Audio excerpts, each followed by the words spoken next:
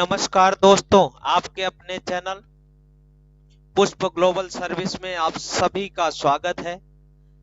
जैसा कि हम अभी तक जानते आए हैं कि इस प्लेटफॉर्म से कितनी एक्नॉलेजफुल जानकारी मिलती है, जिसके कड़ी में आज हम जानेंगे कि अभी तक तो हम जानते आए कि पीएम विश्वकर्मा जो योजना है कैसे अप्लाई करना है, क्या बेनिफिट्स होने वाले हैं, उसके बारे में अभी हम जानते आए हैं। लेकिन अब हम ये भी जानेंगे कि उसके लिए रिक्वायर्ड क्या क्या है। एक ट्रेनिंग सेंटर ओपन करने के लिए आपकी किन किन चीजों की रिक्वायरमेंट होना चाहिए, क्या स्पेस होने वाला है, तो आज उस कड़ी में हम बात करने वाले हैं। लिस्ट ऑफ डॉक्यूमेंट क्या रिक्वायर्ड होने वाला है, इसके साथ टीओटी के लिए क्या एलिजिबिलिटी क्राइटेरिया होने चाहिए, बेनिफिशरीज के लिए क्या डिटेल्स होनी चाहिए। तो आज इसी विषय पे हम लोग जानकारी कि क्या हम अपने सेंटर को चलाने के लिए हमें किन किन बेसिक चीजों की रिक्वायरमेंट होने वाली है, तभी तो हम अपनी चीजों को समझ पाएंगे, कर पाएंगे। क्योंकि जब तक हमारे पास कंप्लीट इंफॉर्मेशन नहीं होगी तो हम सेंटर पे डाल देंगे तो भी हमें मिलने वाला नहीं है। क्योंकि जब तक चीजें प्रॉपर नहीं होगी तब तक हमें नहीं मिलेगा। तो आज हम जानेंगे कि पीएम विश्वकर्मा योजना जो है, इसमें हम सेंटर चलाने के लिए क्या क्या रिक्वायरमेंट होने वाला है, आज उस विषय पे जानेंगे। और ये भी जानेंगे कि ये सेंटर चलाने के लिए हमें क्या क्या करना पड़ेगा, क्या क्या डिटेल्स लेनी पड़ेगी। तो ये सारी चीजें आज गाइडलाइन भी हम आपको दिखाएंगे। टीपी रजिस्ट्रेशन के भी बारे में आपको बताने वाले हैं कि क्या क्या स्कीम्स के साथ साथ क्या क्या चीजें होने वाली है। सारी जानकारी आपको मिलने वाली है एक ही वीडियो में। तो आज हम अभी बात करने वाले हैं कि list of document required in the PM Vishwakarma योजना फॉर अप्लाई द ग्रांट। हम अभी जानना ये चाहेंगे कि किस योजना के अंदर ये जो योजना पीएम विश्वकर्मा है, इसके साथ क्या क्या रिक्वायर्ड डॉक्यूमेंट होने वाले हैं, इस पे हम जानेंगे। तो सबसे पहले आ जाते हैं रिक्वायर्ड, ये स्कीम क्या है, सेंटर कितना होना चाहिए।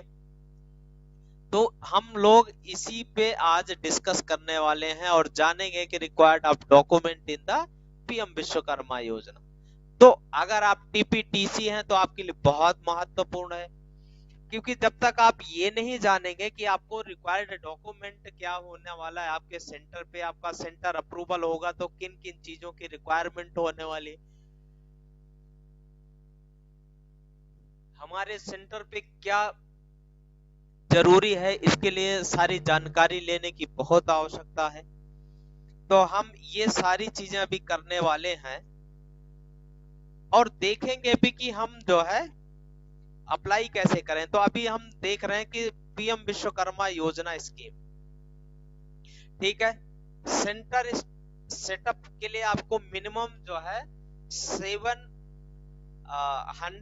स्क्वायर फीट होना चाहिए, मिनिमम कम से कम 700 स्क्वायर फीट होना चाहिए। ट्रेनर आपके पास टीओटी होना चाहिए।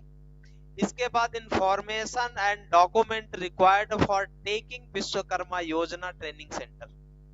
सेंटर डिटेल में आपके पास क्या क्या होनी चाहिए उसके बारे में हम जानते हैं। तो ये देखेंगे कि आपके पास क्या होना चाहिए फॉर अप्लाई टाइम में।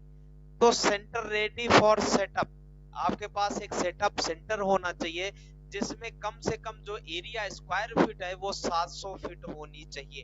यानी नीड द पीएम विश्वकर्मा योजना for centre area of 700 minimum square feet, यानी कम से कम जो है आपके पास 700 स्क्वायर फीट एरिया होनी चाहिए। इसके बाद हम देखेंगे centre photo location tracking outside for GPS. आपको जीपीएस कैमरे से अपने सेंटर की फोटो लेनी है ताकि उसमें लेटीट्यूड लॉन्गिट्यूड भी आ जाए। सेटअप वीडियो इनसाइड, आप अपने सेंटर का जो है पूरा एक वीडियो लेना है। उस वीडियो के तहत, क्योंकि जब आप अप्लाई करेंगे तो वीडियो भी आप अटैचमेंट करेंगे तो सेंटर अप्रूवल होने के ज्यादा से ज्यादा चांसेस हो जाते हैं। इसके बाद ऑर्गेनाइजेशन रजिस्ट्रेशन आपके पास सर्टिफिकेट कंपनी का होना चाहिए। आप कंपनी के चेयरमैन है, सेक्रेटरी हैं, प्रोप्राइटरशिप आधार पेन उनका होना चाहिए अगर प्रोप्राइटर हैं तो। Phone number, email ID for apply और बैंक डिटेल्स। ट्रेनर, अब इसके बाद ये थी सेंटर की रिक्वायरमेंट। अब हम जानेंगे कि ट्रेनिंग एलिजिबिलिटी एंड डॉक्यूमेंट, यानी ट्रेनर जो आप टीओटी कराएंगे उसकी एलिजिबिलिटी क्या होनी चाहिए और उसके डॉक्यूमेंट क्या क्या रिक्वायर्ड होने वाले हैं, इस पर हम डिस्कशन करने वाले हैं। तो जो ट्रेनर होगा जिसको आप टीओटी कराएंगे उसका फुल नेम आपको चाहिए। एजुकेशनल क्वालिफिकेशन में मिनिमम 10th to 12th पास होना चाहिए। एज की उसकी लिमिट जो है 15 इयर्स। इसके बाद जो ट्रेनिंग है सर्टिफिकेट उसका रिक्वायर्ड होगा। जब वो पास आउट हो जाएगा तो उसका सर्टिफिकेट आपको अप्लाई करना। मिनिमम 3 इयर्स ट्रेनिंग एक्सपीरियंस, यानी जो ट्रेनर होगा उसको 3 साल का एक्सपीरियंस, वो किसी सेक्टर में या पहले से वो ट्रेनिंग कहीं पे दे चुका हो तो वो रिक्वायरमेंट है। अगर आप नया कर रहे हैं तो आपको ये करना पड़ेगा। अगर वो ट्रेन ऑलरेडी है उसके पास सर्टिफिकेट है तो ये रिक्वायरमेंट है। ठीक है, उसका ईमेल नंबर, फोन आईडी और मार्कशीट, रिज्यूम, ये उसका रिक्वायरमेंट है होने वाली। एक बात हम आपको बता दें, यह प्रोजेक्ट जो है 2028 तक चलने वाला है। This project will run till 2028। The head of the center should work on creating public awareness among the people doing traditional business in their area to visit the CSC center and registration online to avail of the benefits of this scheme. The same data will be received by the government center. तो आप जो artesian होने वाले हैं वो CSC में जाएं और वहां से अपना रजिस्ट्रेशन ऑनलाइन करवाएं और वो सेम डेटा गवर्नमेंट के पोर्टल में रिफ्लेक्ट होगा। इसमें ट्रेनिंग उनकी कितने दिन की होने वाली है? The training period will be 5 days, यानी 5 दिन की उनकी ट्रेनिंग होने वाली है। इसके बाद जो है there will be 13 to 45 student on each batch, यानी जो आप बैच बनाएंगे उस बैच में 30 से 45 स्टूडेंट एक बैच में पढ़ सकते हैं। और the income of centre of years, student को जो है जो मिलने वाला है इसको 500 रुपए मिलने वाला है। तो ये बेसिक सी डिटेल्स है जो आपको फिल आउट करनी है, फुलफिल करना है। लिस्ट ऑफ रिक्वायर्ड डॉक्यूमेंट, आपको क्या सेंटर की रिक्वायरमेंट है, एरिया स्क्वायर, आपको एरिया की स्क्वायर फीट कितनी जरूरत है सेंटर चलाने के लिए, क्या क्या बेसिक रिक्वायरमेंट है, अभी हम वो जाने थे। दूसरा, इसके बाद आपको गूगल में जाना है, गूगल में पीएम विश्वकर्मा डालना है। इसके बाद उनकी साइट पे जाना है।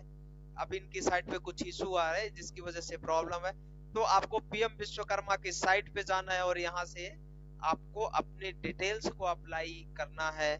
और यहाँ से अप्लाई करने के बाद आपको अपने टीपीआईडी और लॉगिन पासवर्ड से आपको अप्लाई कर देना है। इसके बाद आपका सेंटर वेरिफिकेशन हो जाएगा और इसके बाद आप कार्य को कर पाएंगे। तो मिलते हैं नेक्स्ट वीडियो में, तब तक के लिए आप सभी को मेरा नमस्कार।